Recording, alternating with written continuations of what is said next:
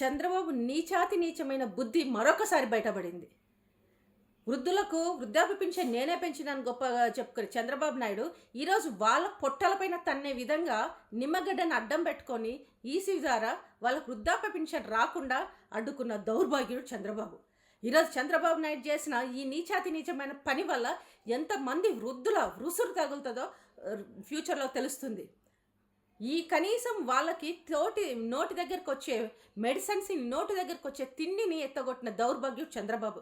ఈరోజు చంద్రబాబు నాయుడు నన్ను సీఎంగా చేయండి, నేను వస్తే ఇంత వృద్ధాప్య పింఛన్ పెంచుతాను, అంత వృద్ధాప్య పెంచుతానని చెప్తాను కళ్ళబొల్లి కబుర్లు చెప్పి ఈరోజు పబ్బం గడుపుకోవాలని చూస్తున్నాడు. ఈరోజు వాళ్ళ నోటి దగ్గరకు వచ్చిన కూడునే నువ్వు ఇయ్యలేనుడివి, రేపు నువ్వు వచ్చిన తర్వాత వృద్ధులను ఉంచుతావని గ్యారంటీ ఏంది? వాళ్ళకు వృద్ధాప్య పింఛన్ పెంచడమేమో కానీ వాళ్ళని మాత్రం కాటికి పంపించడం ఖాయం. ఎందుకు చెప్తున్నానంటే నీ దౌర్భాగ్య బుద్ధి అర్థమైన తర్వాత వాళ్ళు రేపు భూమికి భారమో, వీళ్ళు ఉండడం వల్ల ఏమి మనకు ప్రయోజనము అనే రకము నువ్వు. ఎందుకంటే నీ స్వార్థపూరిత రాజకీయాల కోసం నువ్వు చంద్రబాబు నాయుడు అనే వ్యక్తి వృద్ధులను ఏ విధంగా వాడుకున్నాడో గతంలో చూసాం. ఇదే వృద్ధులు చంద్రబాబు నాయుడు పాలనలో పింఛన్ కోసము బ్యాంకుల దగ్గర లైన్లు కట్టి అక్కడే లైన్లలో సొమ్మసిల్లి పడిపోయిన వాళ్ళు ఉన్నారు, అక్కడే లైన్లలో చనిపోయిన వాళ్ళు ఉన్నారు. అక్కడికే ఆ లైన్లోకే టిఫిన్ బాక్సులు కట్టుకొని పోయి 2 రోజులు 3 రోజులు వృద్ధాప్య పింఛన్ కోసం వేచి చూసిన రోజులు ప్రతి ఒక్క అవ్వకు తాతకు గుర్తున్నాయి. మరి ఈ చంద్రబాబు నాయుడికి ఈరోజు వృద్ధుల మీద అంత ప్రేమ ఒలకబోసినట్టు కబుర్లు చెప్తాడు కదా, వాళ్ళ నోటి దగ్గరికి వచ్చే మెడిసిన్ని ఎందుకు తన్నాడు, కడుపులో ఎందుకు తన్నాడు నేను అడుగుతున్నాను. చంద్రబాబు నాయుడు గారి పరిస్థితి ఎలా ఉందంటే, అమ్మకు అన్నం పెట్టలేనోడు పిన్నమ్మకు గాజులు కొనిస్తా, బంగారు గాజులు కొనిస్తా అనే సామెతలా ఉంది. ఉన్న పింఛన్ని నోటి దానికి వచ్చిన పింఛన్ ఎత్తగొట్టినోడు రేపు అధికారంలోకి వస్తే నేను వృద్ధాప్య పింఛన్ పెంచుతాను, నేను వృద్ధులను బాగా చూసుకుంటాను అంటే నిన్ను నమ్మినోడు ఎవడయ్యా అని నేను అడుగుతున్నాను. నువ్వు ఒక వృద్ధుడే కదా, వృద్ధుల సమస్యలు, వృద్ధుల పరిస్థితుల్లో నువ్వే అర్థం చేసుకోకపోతే ఇంకెవరు అర్థం చేసుకుంటారు? నువ్వు ఒక వృద్ధుడివే కదా, నువ్వు బాగున్నావు కాబట్టి నీకేం తెలియట్లేదు. నీకు టైంకి ఫుడ్ వస్తుంది, టైంకి మెడిసిన్స్ వస్తున్నాయి, టైంకు వెనకాల నుండి పని చేసే వాళ్ళు ఉన్నారు కాబట్టి నీకు అది తెలియట్లేదు. ఈరోజు వృద్ధులను కాపాడుకోవడానికి జగన్మోహన్ రెడ్డి ఒక మనవడి రూపంలో వచ్చి వాళ్ళకు కావాల్సిన మందులు, ఆహార పదార్థాలు అన్నీ కూడా సమయానికి అందించి పెన్షన్ కూడా ఇస్తున్నాడు. దాన్ని జీర్ణించుకోలేక ఈరోజు వృద్ధుల పొట్ట కట్టిన దౌర్భాగ్యుడు నువ్వు. హాయ్ అండి, అందరికీ నమస్తే. నిమ్మగడ్డ రమేష్ అనే వ్యక్తి నిన్న ఈసీకి ఒక ఫిర్యాదు చేశారండి. వాలంటీర్లు అవాతాతలకు ఇచ్చే పెన్షన్లో వాళ్ళు పార్టిసిపేట్ చేయకూడదు అని ఒక ఉత్తర్వులు వచ్చింది ఈసీ నుంచి. సో నేనైతే ఇది కొంచెం మంచి విషయం అని అనుకుంటున్నాను. వై బికాస్ ఆఫ్ అంటే 5 సంవత్సరాల నుంచి జగన్మోహన్ రెడ్డి పరిపాలనలో వాలంటీర్లు వచ్చి అవాతాతలకి పెన్షన్ మీ ఇంటికే తెచ్చిస్తున్నారు. 5 సంవత్సరాల్లో డీబీటీ ద్వారా ఎవరైతే లబ్ధిదారులు ప్రభుత్వ పథకాల వాళ్ళ అకౌంట్లో నేరుగా పడడం అనే కార్యక్రమం ఉందో దానికి వాలంటీర్ వ్యవస్థ అనేది చాలా దోహదపడుతోంది లబ్ధిదారులను గుర్తించడం అనే కార్యక్రమంలో. అయితే జగన్మోహన్ రెడ్డి ఈ కార్యక్రమాన్ని చేస్తున్న ఈ కార్యక్రమానికి మన తెలుగుదేశం పార్టీ చంద్రబాబు నాయుడికి ఈ విషయం నచ్చక వాలంటీర్ వ్యవస్థను రేపొద్దున చంద్రబాబు నాయుడు కనుక మీరు ఓటేస్తే ఖచ్చితంగా ఈ వాలంటీర్ వ్యవస్థను నిర్మూలిస్తారండి. దానికి ఉదాహరణ ఈరోజు ఈ ఉత్తర్వులు. సో ఓటర్ మహాశయుడు మేలుకోవాల్సిన సమయం ఆసన్నమయ్యింది.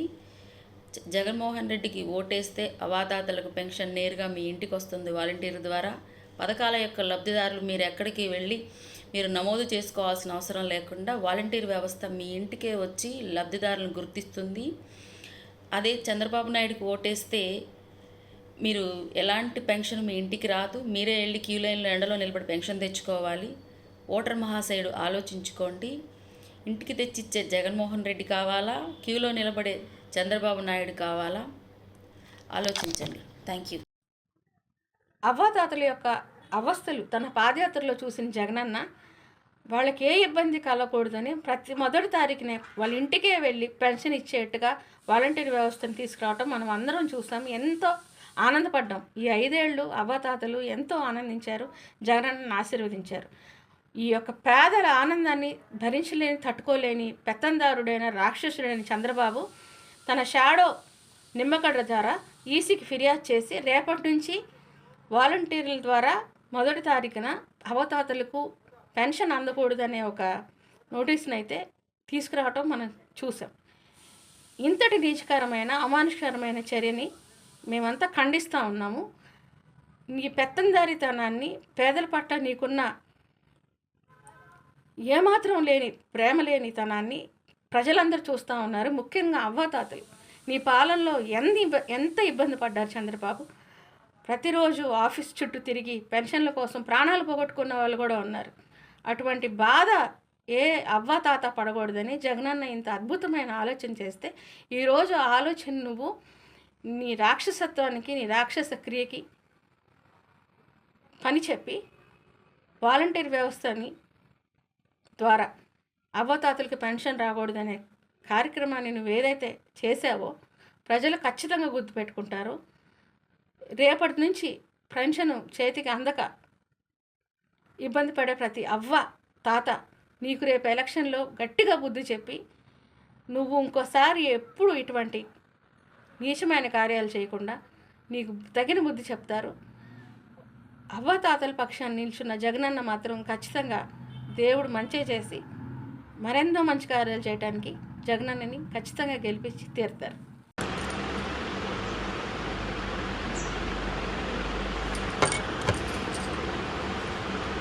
1వ తారీఖు వస్తుందంటే చంద్రబాబు నాయుడు గారు అయామాలో అమ్మో 1వ తారీఖు వస్తుందా, కరెంటు బిల్లు పెంచేస్తాడు, కరెంటు బిల్లు కట్టుకోవాలి, ఇంటెద్దులు కట్టుకోవాలని భయపడే పరిస్థితుల్లో ఉన్న కాడి నుంచి ఇవాళ 1వ తారీఖు వస్తే బాగుండు అని జగన్మోహన్ రెడ్డి గారిని తెలుసుకొని వాలంటరీ వ్యవస్థను తెలుసుకొని ఇవాళ అవ్వలు తాతలు అలాగే వికలాంగులు వితంతువులు అందరూ కూడా ఎదురు చూసే తరుణంలో ఈ రోజున చంద్రబాబు నాయుడు గారు కక్ష సాధింపు చర్యతో ఈ రోజున వాలంటరీ వ్యవస్థని నిమ్మగడ్డ చౌదరి గారితో ఒక పిటిషన్ వేయించి వాలంటరీ వ్యవస్థని ఇవాళ వచ్చినప్పటికీ అవ్వలో తాతల దగ్గరికి వెళ్ళకోకుండా చేశాడు అంటే చంద్రబాబు నాయుడు గారు చేసిన నీచమైన రాజకీయాలు ఇప్పుడైనా మీరు గమనిస్తున్నారా అని నేను ఈ మీడియా పూర్వకంగా నేను అడుగుతున్నా. ఈ రోజున ఇవాళ భర్త వదిలేసి లేదా భర్త చనిపోయి 50 ఏళ్ళు వచ్చి బిడ్డలు లేకోకుండా అలాగే బిడ్డలు ఉండి బిడ్డలు చూడుకోకుండా ఉన్నవాళ్ళు అలాగే ఆ హ్యాండిక్యాప్ నడవలేకోకుండా మంచం మీదే ఉన్నవాళ్ళు 70-80 ఏళ్ళు వినపడకోకుండా నడవకోకుండా మంచాన పడి పచ్చివాతం వచ్చి కూడా బతుకుతున్న వాళ్ళు ఎంతోమంది పెద్దలు ఈ రోజున ఏడుస్తూ ఇంట్లో 1వ తారీఖు కోసం ఇవాళ గుమ్మాలు ఎదురుగుండా కూర్చున్న వాళ్ళకి నువ్వు తీసుకొచ్చి ప్రజలకి సర్వీస్ చేస్తానన్నా మనిషివేనా అని నేను అడుగుతున్నా. ఇవాళ నోటికాడ కూడు తీసేసే విధంగా ఇవాళ పెన్షన్దారులకి వాలంటరీ వ్యవస్థను ఆపేసేసి పెన్షన్ ఇవ్వకోకుండా చేశావంటే ఇంతకన్నా ఉసురు ఏమన్నా ఉంటుందా చంద్రబాబు నాయుడు గారు అడుగుతున్నా. నువ్వు ఆ రోజున గుళ్ళు పగలగొట్టి ఎంత ఉసురు పోసుకున్నావో ఈ రోజున పెద్దవాళ్ళ నోటికాడు కూడు తీసి అంత ఉసురు పోసుకుంటున్నావు చంద్రబాబు నాయుడు.